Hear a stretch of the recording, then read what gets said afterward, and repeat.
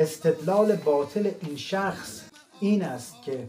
یک حدیث بسیار زیبا را از امام صادق علیه السلام بیان می کند. فرموده است شما شیعیان با اهل تسنن هیچ وجه اشتراک ندارید به غیر از رو به قبله ایستادن در وقت نماز. این شخص جاهل مجهول الهویت با دستاویز قرار دادن این حدیث میگوید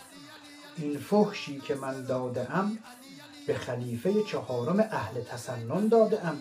نه به امام اول شیعیان. چقدر این شخص جاهل و نادان است، اصلا نمیفهمد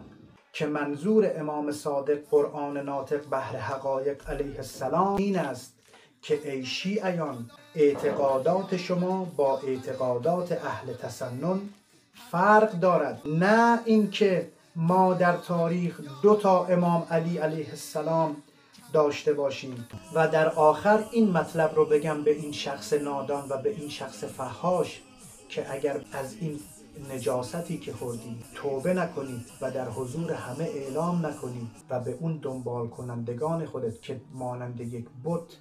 توی فحاش نادان بی سواد جاهل رو میپرستن، فحش شنیدن و فحش دادن به امیر مؤمنان علی علیه السلام رو که برای اونها به یک امر عادی تبدیل کردی، اگر اونها رو آگاه نکنی که کارت اشتباه بوده، در نزد شیعیان یک کافر بسیار نجس و مرتد و از دین خدا خارج هستی و ما مانند ابوبکر و عمر و مانند معاویه تو را لعنت میکنیم و تمام هواداران تو را و آنها را هم کافر و نجس و مرتد میدانیم.